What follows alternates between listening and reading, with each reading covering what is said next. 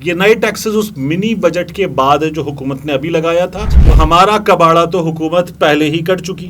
1050 ارب روپے 1050 ارب روپے کے مزید ٹیکسز. کہتے تھے نا کہ I M F budget P T I M F budget, یہ تو پھر P D M F budget ہوگا.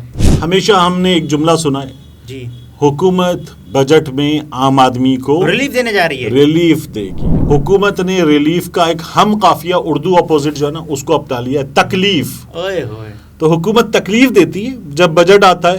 آپ کالنگ کارڈ لیں گے, 100 روپے کا بیلنس ڈلوائیں گے, تو اس میں پہلی بار میں کتنے کٹ جاتے ہیں؟ بچوں کے امپورٹڈ دودھ پہ, امپورٹڈ گوشت پہ, ان تمام چیزوں پر حکومت ٹیکس لگانے جا رہی ہے.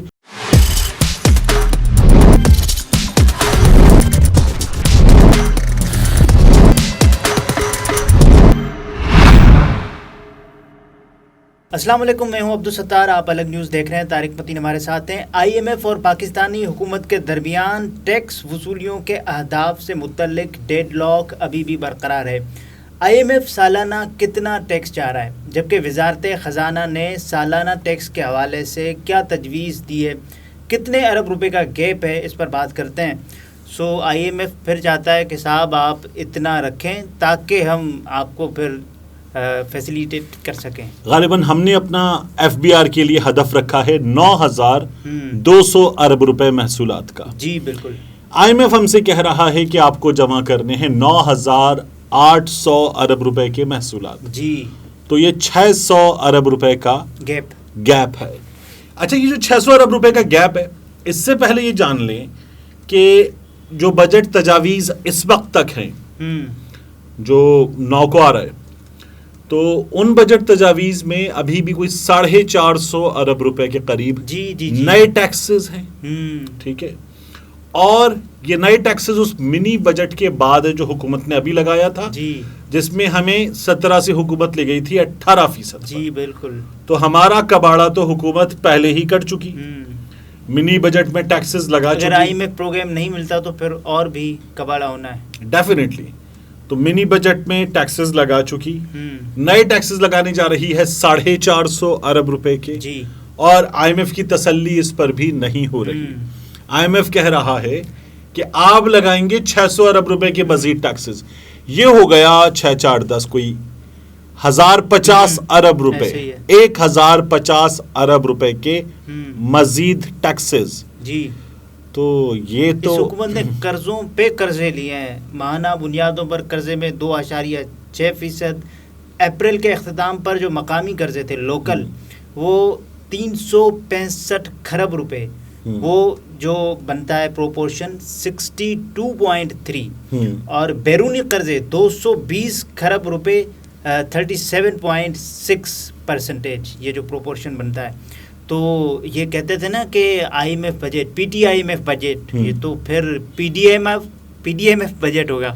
پتہ نہیں یہ کون سا بجٹ ہوگا, لیکن بہرحال ہمیشہ ہم نے ایک جملہ سنا ہے, جی, حکومت بجٹ میں عام آدمی کو ریلیف دینے جا رہی ہے. ریلیف دے گی. اب ریلیف کا جو انگلش اپوزٹ ہے وہ کیا ہے, بھاڑ میں گیا. حکومت نے ریلیف کا ایک ہم قافیہ اردو اپوزٹ جو ہے نا اس کو اپنا لیا ہے, تکلیف. تو حکومت تکلیف دیتی ہے جب بجٹ آتا ہے. تو لوگوں کو پتا ہوتا ہے کہ یہ جو جملہ ہے نا, یہ بڑا فضول اور دقیانوسی ہو گیا کہ لفظوں کا گورکھ دھندا, ہنسوں کا ہیر پھیر, یہ بڑی بیکار کی باتیں ہو گئی. ایک عام آدمی کو پتا ہے کہ بجٹ آئے گا تو گورنمنٹ جو ہے وہ ان لوگوں کو مزید نچوڑے گی جو ٹیکس نیٹ کے اندر موجود ہیں, جو ٹیکس نیٹ سے باہر ہے, جس کی اس وقت عیاشی چل رہی ہے. جی, اس کی عیاشی چلتی رہی. یہ دنیا میں بہت کم مثالیں اس کی جو ہماری حکومت نے کیا ہوا ہے. ٹیکس نیٹ میں لانے کے لیے کچھ کیا بھی نہیں ہے. آپ کو ٹیکس نہیں دینا, آپ نان فائلر بن جائیں. مطلب آپ فائلر بن جائیں, آپ نان فائلر بن جائیں. نان فائلر بن کے آپ اس چیز پر اتنے زیادہ پیسے دے دیں گے, آپ کو ٹیکس نہیں دینا. آپ اس چیز پر اتنے زیادہ پیسے دے دیں گے, آپ کو ٹیکس نہیں دینا. نان فائلر پر بھی تو ٹیکس ہے نا. بالکل ہے, لیکن اب وہ جو انکم ٹیکس سے باہر ہے, ٹھیک ہے, اس پر کچھ چیزوں کے زیادہ پیسے لگ جائیں گے, مگر وہ جتنا ٹیکس دے سکتا ہے یہ کچھ چیزوں کے زیادہ خرچے یعنی بینک سے پیسے نکلوانے پر زیادہ پیسے, گاڑی کی جو اس کو فی دینی ہے اس پر زیادہ پیسے, یہی ہے نا. جی بالکل. یہ اس شخص کو جو نان فائلر ہے اور کروڑوں میں کما رہا ہے اس کو کتنا کھلے گا. تو یہ ہم نے ایک عجیب نیا طریقہ ایجاد کیا تھا اور یہ چلتا رہا. اور یہ سوٹ کرتا ہے حکومت کو, یہ لوگوں کو تو بہت سوٹ کرتا ہے, حکومت کو بھی سوٹ کرتا ہے کیونکہ لوگ اس سے فائدہ اٹھاتے ہیں. لوگ پیسے ویسے دیتے نہیں, ٹیکس دیتے نہیں, چلتا ہی کام. لیکن یہ جو قرضے لینے والا معاملہ ہے غالباً 14,900 ارب جی ایکسٹرا ہماری اس حکومت نے قرضہ لیا ہے اپریل سے اپریل, 9-10 اپریل کی درمیان, ٹھیک ہے نا, اپریل سے اپریل تک. اور اگر آپ اس کو یومیہ نکالیں تو یہ ہے تقریباً 41 ارب روپے یومیہ. یہ اس حکومت نے کمال کیا ہے. دیتے تو یہ حکومت ہی نہ ہوتی. 41 ارب روپے یومیہ. تو یہ اس حکومت نے واقعتاً کمال کیا ہے. اور یہ کمال جو ہے کیا شہباز شریف کی جیب پہ پڑتا ہے؟ نہیں. نواز شریف کی جیب پہ پڑتا ہے, آصف زرداری اسحاق ڈار کی جیب پہ پڑتا ہے, یہ پڑتا ہے عام آدمی کی جیب پہ. ٹھیک ہے, آپ سگریٹ کا پیکٹ خریدیں جی تو سگریٹ کے پیکٹ پہ آپ ٹیکس دے رہے ہیں. جی آپ کالنگ کارڈ لیں گے, 100 روپے کا بیلنس ڈلوائیں گے تو اس میں پہلی بار میں کتنے کٹ جاتے ہیں؟ تقریباً کوئی 25-30 روپے. اور اس کے بعد ہر کال پہ ہر ایس ایم ایس پہ آپ ٹیکس مزید دیں گے. ایسے ہی ہے, یہ گورنمنٹ آپ کے ساتھ کرتی ہے. ٹھیک ہے, اور آپ اطمینان سے گورنمنٹ کو مسلسل ٹیکس دیے جا رہے ہیں. یہ ہمارے ہاں ماچس سے لے کر صابن پیٹرول تک ہر جگہ ٹیکس ہے. ٹھیک ہے, تو مزید ٹیکس لگا دے گی حکومت. جو لوگ ٹیکس نیٹ سے باہر ہیں ان کی عیاشی ہے. یہ حکومت بار بار وہی بات, موبائلز پر ٹیکس لگے گا, گاڑیوں پر ٹیکس لگے گا, بچوں کے امپورٹڈ دودھ پہ, امپورٹڈ گوشت پہ, جیلی پہ, مارملیٹ پہ, جیم پہ, ان تمام چیزوں پر حکومت ٹیکس لگانے جا رہی ہے. حکومت کا کہنا ہے کہ یہ تمام چیزیں جو ہے وہ غریب استعمال نہیں کرتا. اب جو غریب استعمال کرتا ہے ان تمام چیزوں پر بھی ٹیکس ہے. اچھا, درآمدات جو کی جائیں گی تو یا ہوں گی یا نہیں ہوں گی, کیونکہ آئی ایم ایف بجٹ دے نہیں رہا. آئی ایم ایف, یہ حکومت ہمارے ہاں فیکٹریاں بند کروا رہی ہے نا.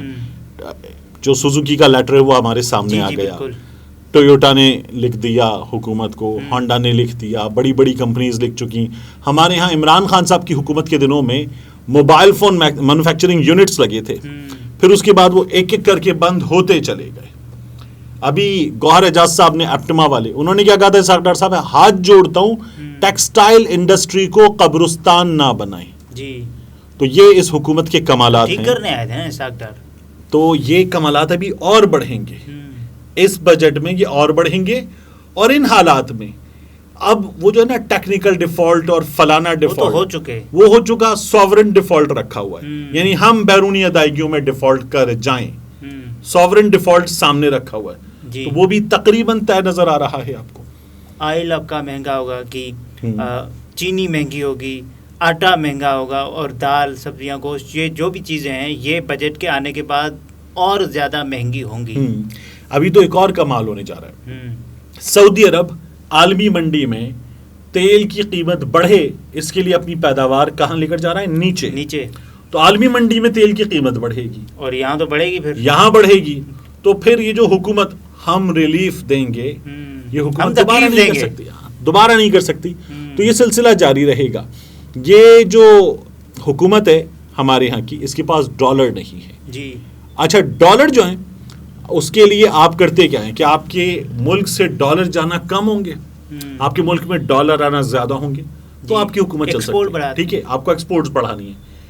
ہم دنیا کی شاید گنی چنی حکومتوں میں سے ایک ہیں کہ جو ایکسپورٹس سے زیادہ, ہم سب سے زیادہ پتہ ہے ڈالر میں کس پر ریلائی کرتے ہیں؟ نہیں, ہم سب سے زیادہ ریلائی کرتے ہیں ڈالرز کے لیے ریمیٹنسز پر. بیرون ملک مقیم پاکستانیوں کی جانب سے ترسیلات ہیں سر, ان میں بھی ٹھیک ٹھاک کمی آ گئی ہے. وہ کوئی 22 ارب ڈالر سالانہ پر آ گئی. عمران خان کے دنوں میں یہ 32 ارب ڈالر کے آس پاس پہنچ گئی تھی, اور ہر مہینے بڑھ رہی تھی. عمران خان کی حکومت میں ایک اور کام ہوا تھا, روشن ڈیجیٹل اکاؤنٹ, جی, نیا نیا پاکستان سرٹیفکیٹس. تو اب اس میں انہوں نے پہلے لنگر خانے بند کیے جو غریب وہاں سے کھاتا تھا، اس کے بعد پھر عمران خان کے ہر اس پروجیکٹ کو بند کیا جس پہ اس کی تصویر لگی ہوئی تھی. تو بس اب اس میں بھی کمی آ رہی ہے، ریمیٹنسز میں کمی آ رہی ہے، جس کا مطلب ہے کہ ڈالر میں کمی.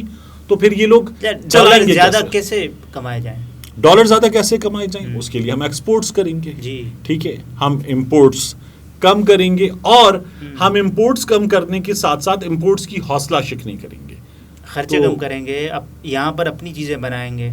ایک تو بنائیں ہم اس کے لیے، دوسرا ہم جو ہے وہ ہمارے یہاں سے ڈالر اسمگل بھی بہت ہوتا ہے نا، جی تو ہم اس کو بھی روکیں گے، ہم اس کو بھی روکیں گے.